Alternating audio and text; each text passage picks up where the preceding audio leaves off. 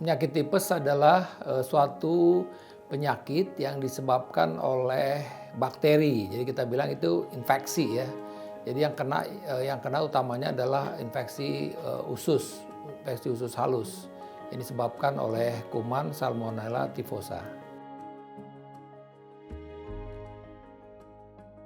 Ya, jadi penyakit infeksi usus yang disebabkan oleh kuman Salmonella typhosa yang kita bilang infeksi tifus gitu ya, atau orang bilang tifus. Tifus itu adalah penyakit yang berhubungan dengan makanan ya. Nah, karena memang kuman ini ditemukan pada makanan. Jadi makanan tercemar, kebetulan misalnya orang yang mengkonsumsi makanan tersebut daya tahan tubuhnya nggak bagus, maka dia bisa terinfeksi oleh kuman Salmonella typhosa tersebut. Sama seperti infeksi bakteri umumnya, gejala yang utama itu adalah gejala demam ya. Tifus ini biasanya demam tinggi terutama pada malam hari.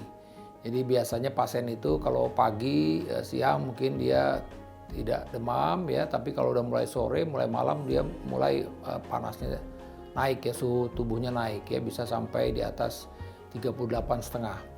Nah, kemudian gejala-gejala lain karena ini memang menyerang usus, itu bisa aja dia pasien merasakan nyeri di daerah perutnya. Ya, kadang disertai dengan mual, muntah, bisa juga susah buang air besar atau sebaliknya malah diare. Jadi ini gejala-gejala yang bisa timbul ketika orang itu mengalami infeksi bakteri Salmonella typhosa atau orang bilang sakit tifus gitu.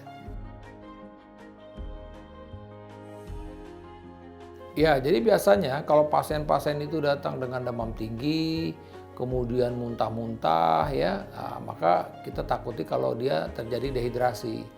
Kemudian yang hal lain yang bisa terjadi pada pasien-pasien tifus ini biasanya nafsu makannya menurun. Nah, dia nggak mau makan. Nah, pada pasien-pasien ini dia harus dirawat di rumah sakit. Kenapa? Ya karena tadi ya minum obat juga pasti susah dia muntah-muntah ya kan. Nah, oleh karena itu dia perlu di rumah sakit, mungkin juga perlu diberikan antibiotik ya melalui infus ya. Kemudian juga dia perlu juga mungkin tambahan cairan melalui infus atau mungkin juga bahkan tambahan makanan dari melalui infus. Jadi biasanya pasien-pasien yang datang dengan kondisi yang lemah, demamnya tinggi, kemudian disertai mual muntah, maka pasien-pasien itu biasanya indikasi untuk dirawat di rumah sakit. Pasien-pasien dengan salmonella infeksi dengan Salmonella typhosa atau penyakit tifus ini memang sebenarnya tidak boleh juga dianggap remeh ya.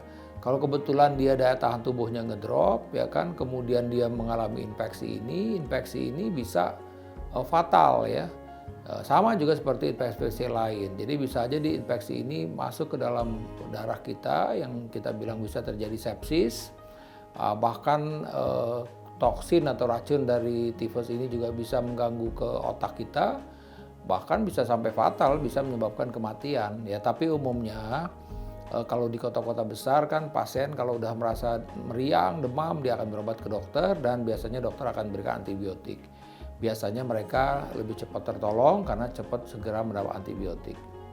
Walaupun sekali lagi kalau dia tidak ditangani dengan baik tentu bisa menyebabkan kondisi atau komplikasi yang fatal.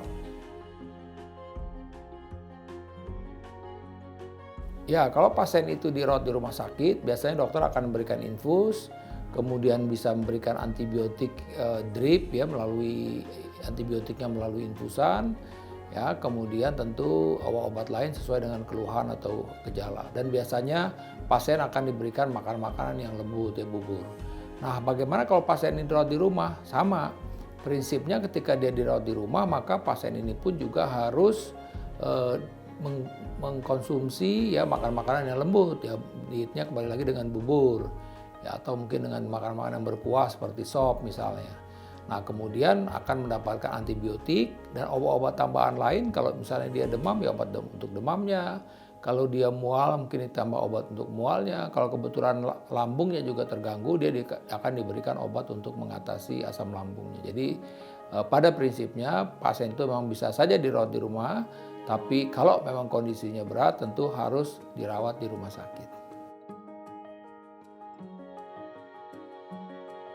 Ya, secara umum tadi ketika dokter sudah menegakkan diagnosis bahwa pasien tersebut mengalami tifus, maka hal yang harus diperhatikan ketika ditegakkan tifus adalah bahwa dia harus merubah bentuk makanannya tadi ya. Jadi dia usahakan untuk makan yang bubur. Kemudian menghindari makanan-makanan yang terlalu asam dan pedas karena dia bisa menginjus terjadinya diare. Kemudian juga sebaiknya tetap mengkonsumsi protein ya, baik itu dari putih telur, tahu tempe, atau misalnya ikan atau ayam misalnya seperti itu, dan menghindari makan-makanan yang terlalu banyak lemaknya. Nah, karena sekali lagi ini kan problemnya terjadinya di usus, infeksi usus. Oleh karena dia harus pandai-pandai dalam memilih makanan yang dikonsumsi. Ya, seperti yang saya sebutkan tadi bahwa pasien dengan tifus ini kenapa dia terinfeksi itu karena berhubungan dengan makan. Nah, yang oleh karena itulah maka dia harus memperhatikan kualitas makanannya. Hal yang simpel harusnya juga dia mencuci tangan yang bersih dengan sabun ketika dia akan makan. Kemudian juga minumnya juga mesti diperhatikan. Minumnya juga sebaiknya jangan terkontaminasi. Dan yang terpenting juga sebenarnya daya tahan tubuh secara keseluruhan ya, artinya dia mesti istirahat yang cukup ya, makannya teratur ya, kemudian juga jangan stres misalnya. Nah, ini hal-hal yang membuat daya tahan tubuhnya baik sehingga dia juga bisa terhindar dari infeksi-infeksi termasuk juga infeksi tifus ini.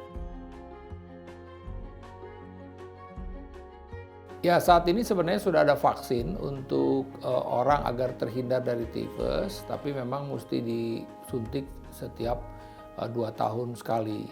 Tapi biasanya buat kita yang memang sudah tinggal di dalam endemis ini, mungkin kita juga sudah punya kekebalan terhadap tifus ini.